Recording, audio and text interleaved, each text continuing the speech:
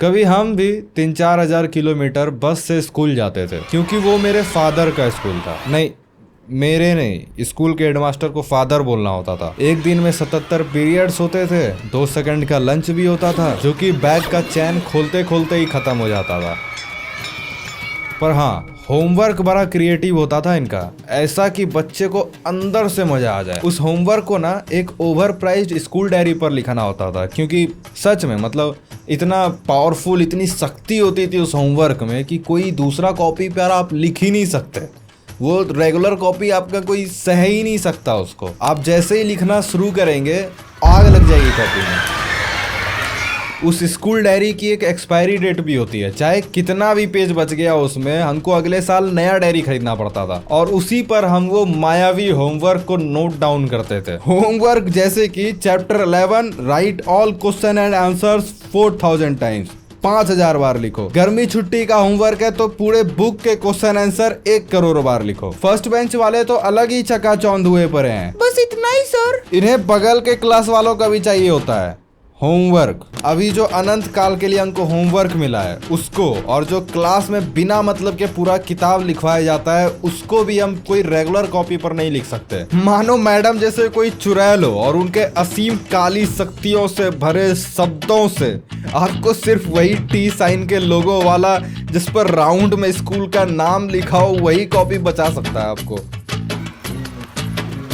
School में हमको मेरे अपने खुद के लैंग्वेज पर भी अधिकार नहीं था। हिंदी में अगर किसी से कुछ बोल रहे हैं तो अंदर से एक हल्का डर बना रहता था, कहीं कोई फादर का बच्चा ना सुन ले, फाइन लगा देगा। एक बार बस पर ना मेरा एक लड़की से लड़ाई हो गया। वो हमको चिढ़ा रही थी, इधर से हम कुछ बोलते, फिर वो गुस्से में बोलती, फिर हम भी बोलते, और लास्ट में हम उसको बोल दिए तुम्हारा पूरा खानदान चोर है।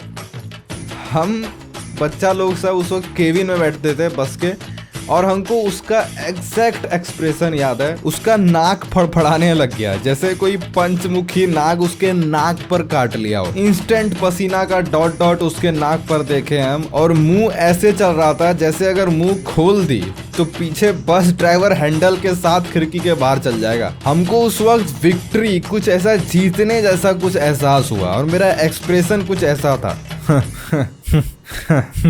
इसी के बाद वो हमको कुछ बोली जिससे मेरा गांड फट गया। कल तुम फादर के ऑफिस जाने वाला है। एज यूजुअल 4 से 5 बजे हम बहुत टेंशन में घर पहुंचे, और अब फाइनली आता है मेरे दिन भर का सबसे फेवरेट पार्ट। मम्मी मेरे लिए नींबू चीनी पानी वाला शरबत बना कर रखती थी, जिसको पी कर हम सब भूल गए कल क्या होने वाला है। घर वालों से छिप छिपा कर हम खेलने के लिए भाग जाते थे, और वहां जाकर हम ये भी भूल जाते कि आज हम स्कूल गए थे। 7 बजे पढ़ने बैठते, जिसमें हम वही क्रिएटिव होमवर्क करते आधा, क्योंकि अब हम बेहोश होने वाले हैं और मेरा इतना सा आँख खुला हुआ है।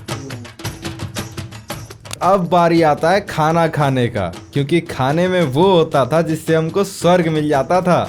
इसी के लिए तो हम पैदा लिए थे, भिंडी। 1-2 दिन नहीं, जन्मों जन्म के लिए भिंडी, जिसको चिबा के हम सोने चले जाते थे। सुबह 6 बजे स्कूल बस आता था, इसलिए हमको 5 बजे उठना पड़ता था। पढ़ने का समय तो छोड़ो, हगने का समय नहीं होता था मेरे पास। बेहोशी की हालत में हम बस पर चढ़ते थे। फिर स्कूल पहुंचकर पता चलता है आज वेडनेसडे है, आज तो हमको अलग टाइप का कपड़ा पहनना था। ये मेरे साथ होता रहता था। हम जनरली असेंबली लाइन के ऐसे बगल में कहीं खड़े रहते थे, जैसे मेरे साथ कोई छुआछूत की प्रथा चलाई जा रही हो। यही प्रेयर और पीटी के बाद सबको एक लाइन से चींटियों की तरह जाना होता है, तो हम भी जा रहे थे। अपने क्लास तक पहुंचने ही वाले थे कि मेरे सामने वही आ जाती है जिसका पूरा खानदान चोर था, मतलब जिसको हम ऐसा बोले थे। वो हमको बोलती है चलो फादर बुला रहे हैं।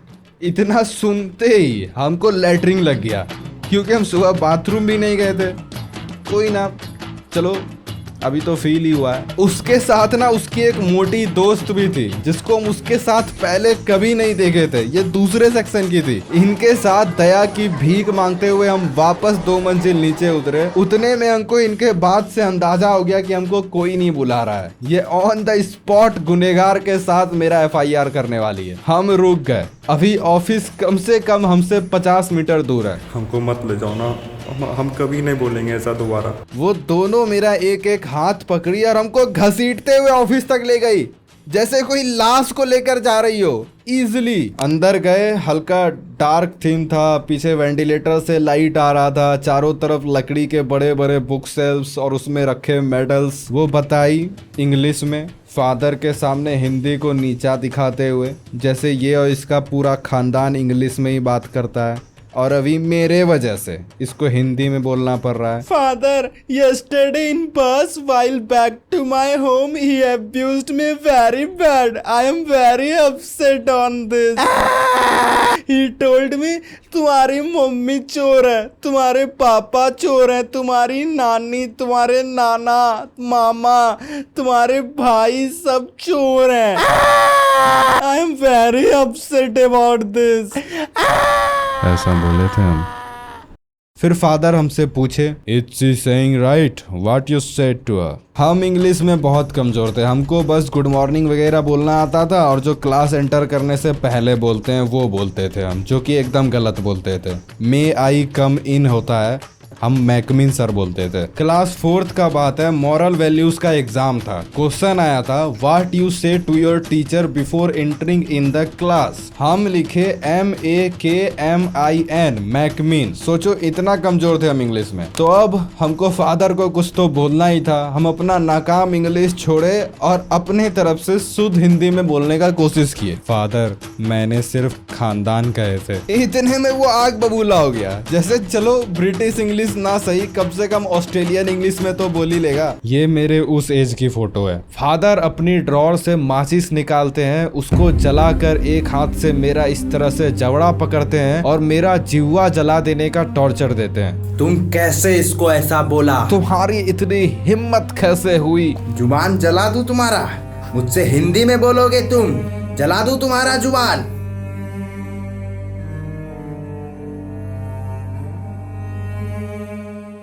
हम फूंक मारकर बुझा दिए।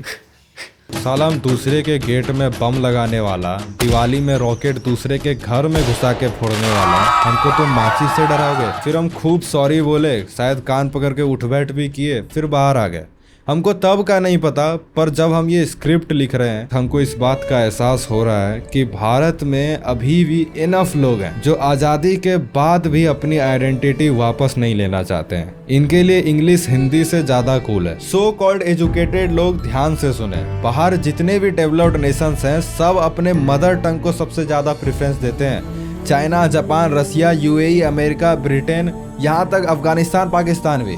और हम अब तक इनके गुलाम बनकर बैठे हुए हैं। घर वाले इंग्लिश सीखने की वजह बताते हैं, बेटा डॉक्टर इंजीनियर बनोगे, बाहर के एक्सपर्ट के साथ काम करोगे, इंग्लिश की जरूरत पड़ेगी।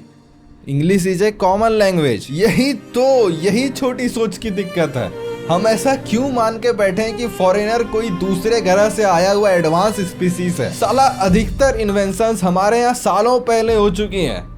पेटेंट वो करा लेते हैं और भागते भी हम ही उनके पीछे हैं। This is no more needed कि हम उनके साथ काम करके कूल बने, बल्कि वे हमारे साथ काम करके खुद को कूल समझें। भारत को किसी से कम समझना बंद करो बे। कहानी अभी खत्म नहीं हुई है। लंच तक में सॉलिड अभिषेक को सॉलिड लग जाता है। फिर भी हम बाथरूम नहीं जाते। उस वक्त हम थोड़ा पागल टाइप थे। हम खेत में चले जाएंगे लेकिन स्कूल के टॉयलेट में नहीं जाना चाहते थे। हमको बहुत घिन लगता था। एक दिन हम मग को टॉयलेट के छेद में गिरा हुआ देख लिए थे, लिपटा हुआ। हम आखिर नहीं गए, किसी तरह लास्ट पीरियड तक रोक कर रखे और हल्का हल्का पैर रखकर बस के सीट पर जाकर बैठ गए। अब सुनिए, ये सेम कंडीशन मेरे दोस्तों के साथ भी हुआ है।